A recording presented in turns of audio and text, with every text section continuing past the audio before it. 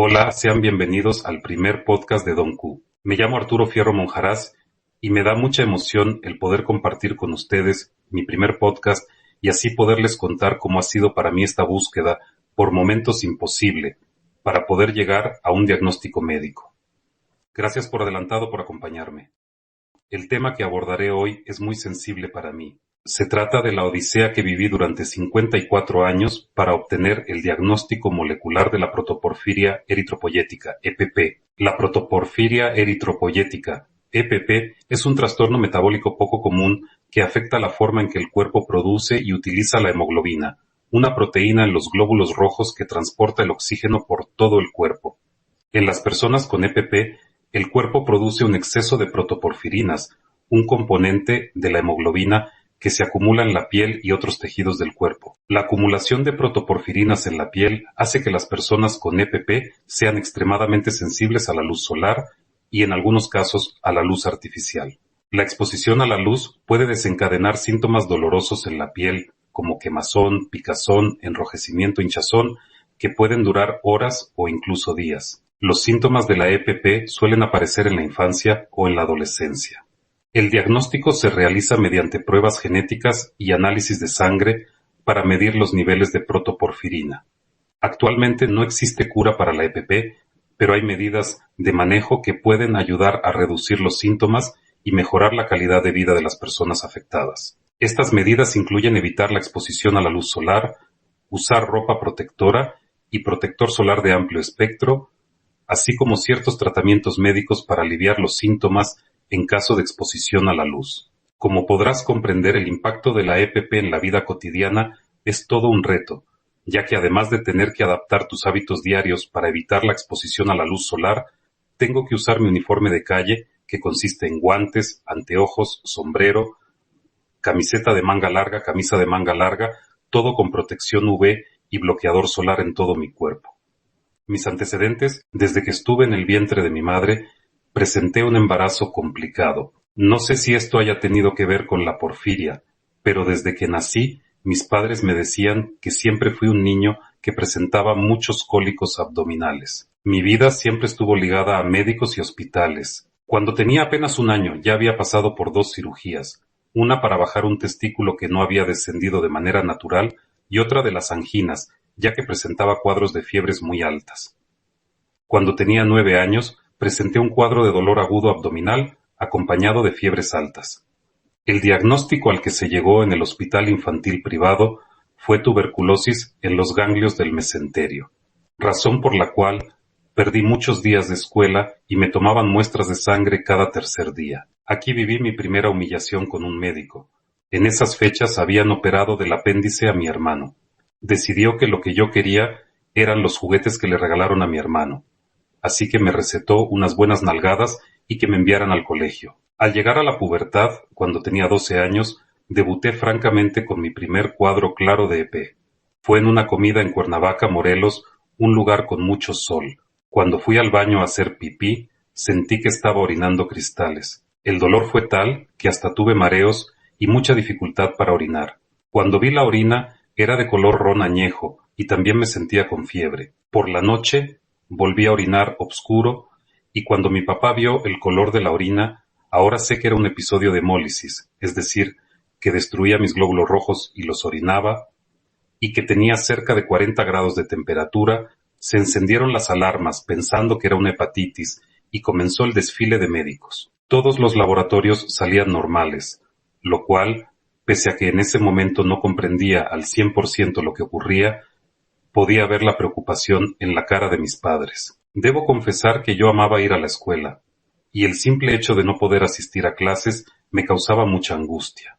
Además, no me sentía nada bien, y cuando iba a la escuela llamaban a mi mamá para que fuera por mí, y regresaba a la cama. Viaje por el laberinto médico. Cuando vimos que los cuadros de dolor abdominal agudo no cedían, dicho dolor lo puedo describir como si me clavaran en el hígado un metal al rojo vivo y dejaran una brasa ardiente dentro de mis entrañas. Al igual que la orina obscura, la fiebre, la aparición frecuente de llagas muy dolorosas en la boca, dolores y piquetes en las extremidades, particularmente en las piernas, problemas respiratorios, dolores frecuentes de cabeza, así como dolores en la espalda baja, La lista de médicos fue larga: mi pediatra, hematólogos, médicos internistas, gastroenterólogos, otorrinolaringólogos, médicos generales, endocrinólogos, neurólogos, y la lista sigue. Cada uno tenía su propia versión. Y a pesar de que los laboratorios de gabinetes salían normales, ellos escuchaban caballos y buscaban caballos. Jamás se les ocurrió que quizá debían buscar una cebra. Los hematólogos querían quitarme el vaso, ya que pensaban que era la causa del problema, aunque jamás lo demostraron. Los internistas me mandaban con alergólogos, me hicieron pruebas de alergias y resulté ser alérgico a los ácaros y a las cucarachas. El gastroenterólogo llegó a sugerir, ante la falta de evidencia diagnóstica basada en imágenes como tránsitos intestinales, placas abdominales, tomografías y ultrasonidos, que debían hacer una cirugía exploratoria para encontrar la causa de los dolores. Aquí pasamos de los médicos éticos a los médicos que, con tal de no reconocer su incapacidad para llegar a un diagnóstico, culpan al enfermo de su propia enfermedad. Quiero decirles a los pacientes y a sus familias que tengan mucho cuidado con este tipo de médico. Solo mencionaré 3 médicos que en mi caso particular caen en este patrón: el hematólogo Dr. Labardini, el gastroenterólogo Misael Uribe y, por último, el hematólogo Dr. Guillermo Ruiz Argüelles. Los demás médicos creo que obraron de buena fe, solo que nunca pensaron en cebras. El primero fue el Dr. Labardini, aclamado hematólogo estrella de nutrición, quien me veía en su consulta privada. Además de miles de análisis que no servían de nada, cobraba su consulta muy cara, por lo que se ganó el mote entre sus pacientes del Dr. Ladronini. Una tarde tenía cita con el Dr. Labardini. Yo me sentía muy mal, tenía mucha fiebre y un dolor abdominal indescriptible, al grado que muy amablemente el ayudante del doctor me pasó al consultorio para que pudiera acostarme. Mi cita era la primera, a las 4 p.m., y el doctor llegó cerca de las 10 p.m., totalmente alcoholizado, ya que se había ido a comer con sus alumnos. Mi papá, con toda razón, me sacó del consultorio y no volvimos a su consulta. Pasemos al doctor Misael Uribe, médico especialista en sacar dinero. Ante su incapacidad de no lograr llegar a ningún diagnóstico, me internó a los 12 años en el Instituto Nacional de Nutrición, donde me hicieron absolutamente todos los estudios imaginables, incluido un tacto rectal, que a mis 12 años me realizaron sin la presencia de mis papás y sin avisarme que me iban a hacer, ya que tristemente en los institutos solo eres un número más. En el instituto, por desgracia, me tocó como hematólogo el doctor Labardini, quien en consulta privada, al palpar el hígado, siempre les decía a mis papás que lo tenía muy crecido.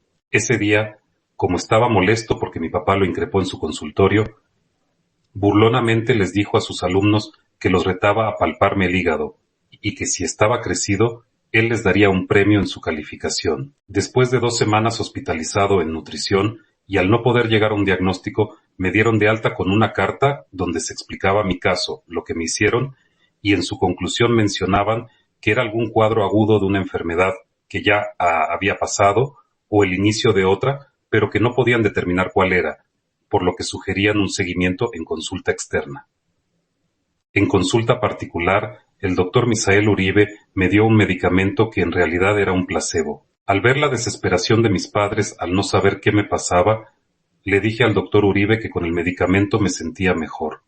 Él se aferró a eso para justificar su incapacidad para llegar a un diagnóstico y me sentenció diciendo que un día terminaría en un hospital intubado por inventar enfermedades. En el año de 1986 llegó a México el Hospital Humana, hoy vendido al Grupo Ángeles. Allí, en urgencias, vi al doctor Alfonso Alanís, infectólogo. Él escuchó simplemente mi historia clínica y me examinó sin necesidad de laboratorios ni estudios de imagen. Me dijo: para mí que tú tienes una porfiria.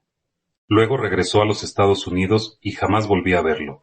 Pero le agradezco que haya sido el primero en pensar en enfermedades raras y no en las más comunes. Después de consultar al doctor Alanís, mis padres investigaron que en la ciudad de Puebla existía un centro que trataba la porfiria en México, y fue allí donde caí en manos del hematólogo Dr. Guillermo Ruiz Argüelles. El Dr. Guillermo Ruiz Argüelles, siendo el tercer médico del que quiero alertarles, después de conocer lo que nos dijo el doctor Alanís, solo realizó las pruebas que el laboratorio de su padre tenía, Laboratorios Clínicos de Puebla.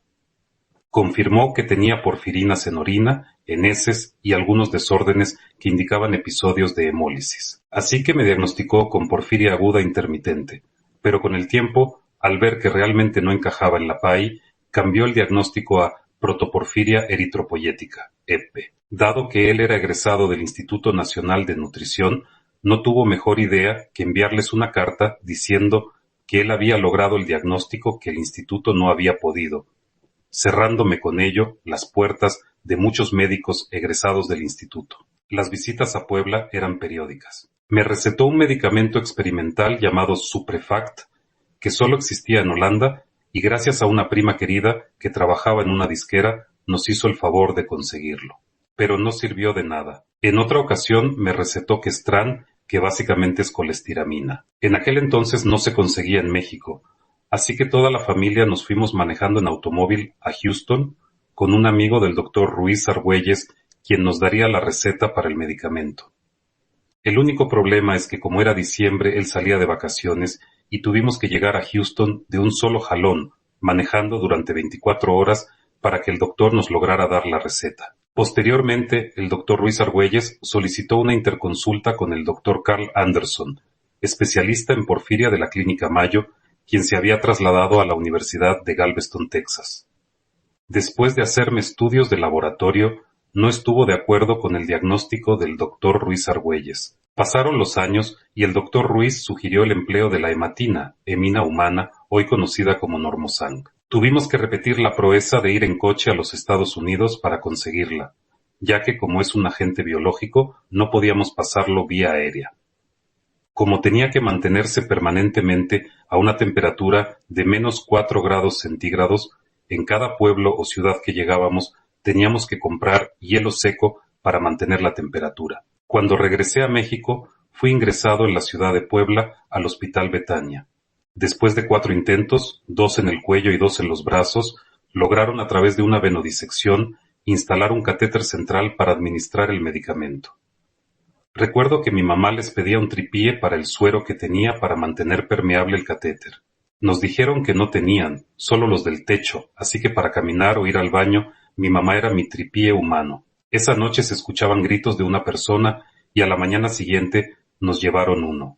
Así que asumimos que era de la persona que vimos agonizar y que ya había fallecido. Al momento de administrar la hemina, no hicieron ningún tipo de preparación. Simplemente la pasaron del frasco en el que venía mi vena. Mi papá, que siempre me supo leer muy bien, me preguntó al terminar la infusión de hematina que qué me pasaba.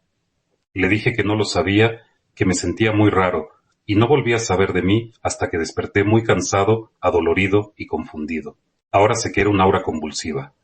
Mi mamá me contó que había convulsionado y que mi papá metió los dedos para que no me ahogara y que obviamente lo había lastimado. Se presentó el doctor Ruiz Argüelles y dijo que en la literatura de la hemina era extraordinariamente difícil que causara convulsiones, por lo que me hicieron una punción lumbar. Cuando el neurólogo me dijo, te voy a meter una agujita muy delgada, yo sentí que me había metido un poste. Total, jamás supieron si convulsioné por la hemina o por la presencia de porfirinas en la médula. Insistió el doctor Ruiz que era imperativo hacerme una biopsia hepática para ver el estado en el que se encontraba mi hígado. Dicha biopsia se efectuó en el consultorio del doctor y se hizo solo con silocaína, ya que debía estar despierto para cooperar. Al tomar la muestra del hígado, literalmente es como si te dieran un gancho al hígado, quedas en calidad de calcomanía. La muestra se la entregaron a mi papá y tuvo que manejar de noche para llegar a nutrición, donde iban a hacer el estudio de patología. Las idas y venidas a Puebla eran frecuentes, cuando menos una vez al mes. Esto representaba para mi papá gastos de coche, casetas, gasolina, hospedaje, laboratorios, la consulta médica y los medicamentos. Jamás recibimos una muestra de empatía por parte del doctor Ruiz Argüelles, quien sabiendo que éramos clientes cautivos, cada año incrementaba el costo de su consulta. Como si de verdad no supiera, en lugar de ponernos la cita a una hora razonable, pues sabía que teníamos que regresar a la Ciudad de México, nos recibía tarde, y la mayoría de las veces el regreso era en plena noche. Pasados unos 2 años, en 1990, volvió a pedir una biopsia de hígado ya que estaban alterados los valores en los laboratorios. Esta vez, la biopsia la realizó en México, en el Hospital Ángeles, el querido doctor Manuel Campuzano, gran gastroenterólogo, quien, al meter el gancho para sacar la muestra, y debido a que esto se hacía a ciegas, muy apenado me dijo, voy a tenerte que volver a picar ya que solo saqué vesícula y no hígado. La tercera vez que el doctor Ruiz Argüelles pidió otra biopsia, mi papá lo increpó y le dijo, bueno, ¿y esto en qué va a ayudar a Arturo? Y respondió, a él en nada, es solo ver cómo está el hígado. Mi papá se negó a hacerla. La relación con Ruiz Argüelles era compleja y los costos eran insostenibles, así que dejé de verlo. Seguí con crisis de porfiria los años siguientes. Intenté entender a mi cuerpo y yo sabía que de 5 días laborales, si trabajaba 3, los otros 2 los debía pasar en cama. Mis papás fueron envejeciendo, mi mamá tuvo 13 cirugías de intestino, por lo que terminó con 15 centímetros de intestino delgado y tuvo que vivir con nutrición parenteral los últimos años de su vida. Mi papá tuvo cáncer de próstata y un cambio valvular aórtico, por lo que los últimos años de sus vidas, por una deuda de gratitud, me dediqué a ver por ellos, en busca del médico adecuado. Hace unos 5 años requerí una cirugía de abdomen y de vesícula y por el antecedente de la porfiria me hicieron valorar por un hematólogo, quien me hizo una prueba molecular que procesaron en España y el resultado fue que no tenía porfiria. Yo entré en una depresión por varios motivos. Primero, el hecho de que mis papás hubieran muerto creyendo que yo tenía porfiria y que fuera una mentira. Segundo, entonces debo estar loco. ¿Cómo es posible que sintiéndome tan mal no tenga nada? Estoy somatizando, etc. Y por último, sentí el desperdicio que ha sido mi vida, ya que el leve consuelo de muchas metas que no pude cumplir, como por ejemplo terminar la carrera de arquitectura por causa de las inasistencias, pese a que yo cumplía con trabajos y repartos, al igual que mis compañeros, me frustró mucho. De alguna manera, el tener porfiria me daba una identidad y un porqué de las cosas. Finalmente, hace 2 años, mi hijo Xavier, que es médico, en una de sus clases tocaron mi caso. El médico que exponía les comentó que yo había podido tener hijos, y Xavier le respondió, está hablando con uno de sus hijos. Fue gracias a que Xavier habló con mi esposa y mi hija, y buscaron la Asociación Mexicana para la Porfiria, dirigida por Kika Chabot, y buscaron al genetista Dr. Ronnie Kershenovich-Sefcovic, quien me prometió que no me dejaría solo hasta tener un diagnóstico. Se me hizo un perfil genético y me mandaron llamar. Yo estaba muy harto de más de lo mismo. Le dije, solo pregúntale si salió algo, porque volver a pasar por la humillación de que no tengo nada, la verdad no estoy para ello. Xavier me dijo, dice el doctor que sí salió algo, pero que no te puede adelantar nada hasta que vayas con él. Llegó el día de la consulta, y Ronnie Kershenovich me dijo, Arturo, ya sé que tienes, es una mutación en el gen FETCH, que es de baja penetrancia asociado con un gen autosómico recesivo eritropoyético, y es un protoporfiria eritropoyética. No tienen idea de la paz que me dio escuchar eso, saber que no engañaron a mis papás, que el desgaste, frustraciones y angustia de mi familia ni estaba solo en mi cabeza, sino que era real. No tienes idea de la paz que me dio escuchar eso, saber que no engañó el doctor Ruiz Argüelles a mis padres, que el desgaste, las frustraciones y la angustia de mi familia no estaban solo en mi cabeza, sino que eran reales. Discuto las diferentes teorías de diagnóstico que se presentaron y cómo éstas me llevaron por diferentes caminos en mi búsqueda. Gracias a Kika Chabot y a la AMP, Asociación Mexicana para la Porfiria, pude por primera vez aplicar a un protocolo en Estados Unidos, en Galveston, Texas, con el Dr. Anderson, quien me rechazó a pesar de que le presenté el resultado positivo realizado por Invitae Diagnostic y le mandó una carta al genetista diciendo que yo no tenía porfiria. Por esta razón, Ronnie me propuso hacer una prueba más completa en otro laboratorio genético, donde no solo sale la mutación en FETCH que vuelve a demostrar que tengo una EPP, sino también sufro de cistinuria, lo cual hace que orine la cistina, que es el protector natural contra los rayos UV. Con este nuevo diagnóstico se me propuso un protocolo con el Dr. Wang en San Francisco, California, para Disc-Bitopertin, pero tampoco fui elegido. Para todos los porfíricos y los porfíricos honorarios, las familias, quiero expresarles mi solidaridad, decirles que nunca se rindan, que no estamos locos, que lo que sentimos es real, y que como dije anteriormente, cuando oigas caballos venir hacia ti, no tomes la postura fácil de pensar que no pueden ser cebras. Agradezco desde lo más profundo de mi corazón a las personas que se hayan tomado el tiempo de escuchar este podcast, especialmente a los que, como yo, sufren algún tipo de porfiria. Les pido que si les gustó, compartan este podcast y quiero decirles que la próxima semana les tendré un podcast nuevo, donde les platicaré sobre los esfuerzos que estoy haciendo junto con Kika Chabot y el Dr. Ronnie Kershenovich para que la porfiria sea reconocida como una enfermedad rara, y las acciones que estamos haciendo para darle voz no solo a los porfíricos, sino también a cualquier persona que sufra una enfermedad rara y necesite ayuda. Nuevamente, mil gracias por escuchar y compartir mi historia.